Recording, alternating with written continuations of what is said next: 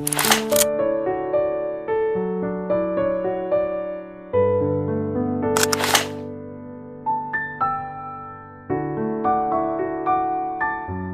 bisa menjadi bekal, ya, karena pernikahan Bapak Ibu nggak akan berakhir sampai hari ini, tapi sampai Tuhan Maranatha datang.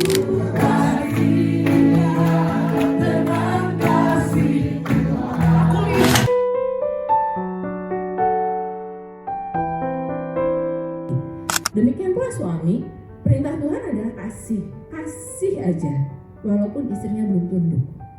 Ketika dua-duanya menjalankan ini, maka lingkaran ini akan berputar dan berjalan. Sama dengan bagaimana anak kepada bapak. Bapak, jangan sakiti hati anakmu walaupun dia belum tahu. Dan anak, taati bapakmu.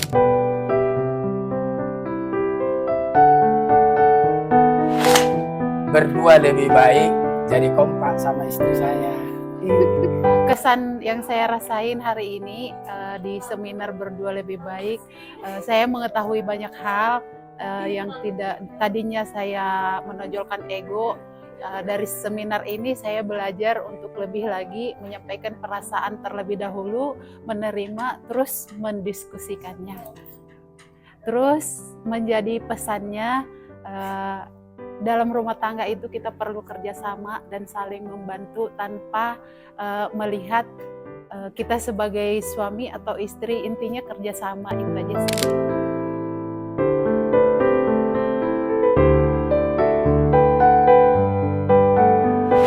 Bagaimana kita perlu menghadapi konflik?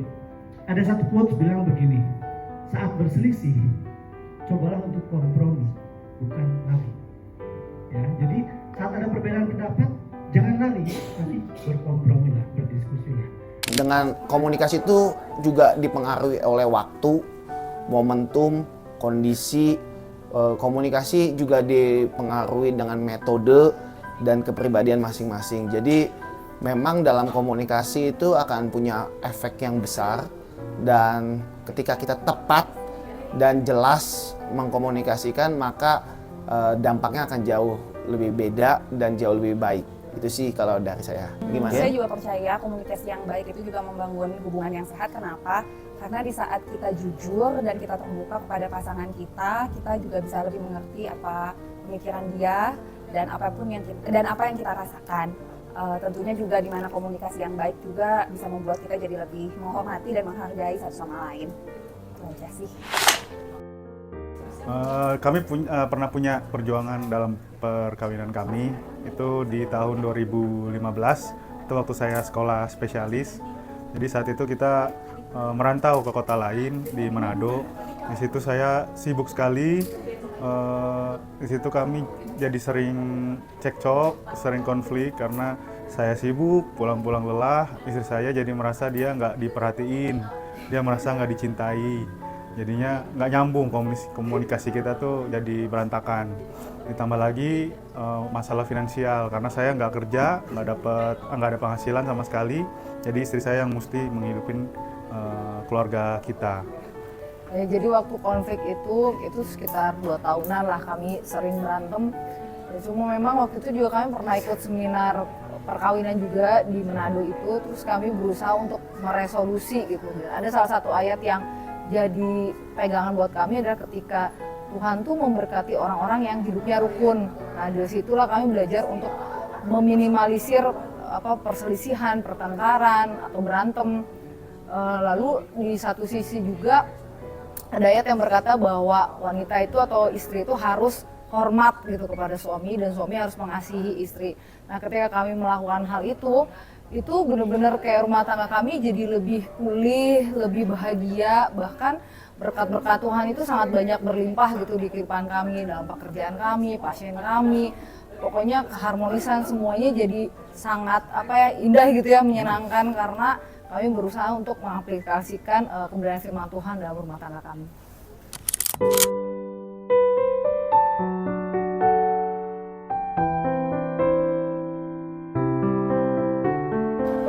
Bahasa kasih saya itu tindakan pelayanan ya. Jadi ketika pasangan saya bantu-bantu saya mengerjakan sebuah tugas di rumah, atau mungkin memberikan ide-ide dalam pekerjaan-pekerjaan saya. Itu saya merasa diperhatikan. Bahasa kasih saya itu lebih ke quality time sih, jadi lebih merasakan kebersamaan kita berdua gitu.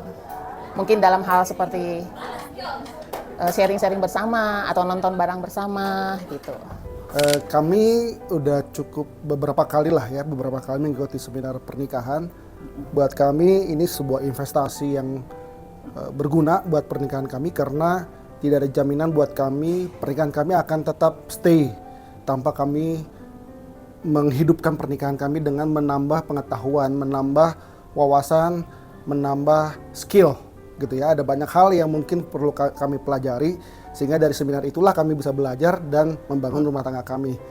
Hal-hal yang tadinya mungkin gesekan, akhirnya kami bisa mengeliminir gesekan-gesekan yang ada karena kami ditambahkan pengetahuan, walaupun mungkin nggak langsung seketika itu juga, tapi kami berproses untuk menjadi lebih baik.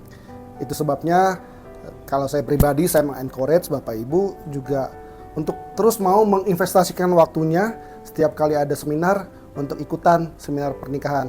Karena suka nggak suka kita, saya dan istri menjadi role model buat anak-anak kami.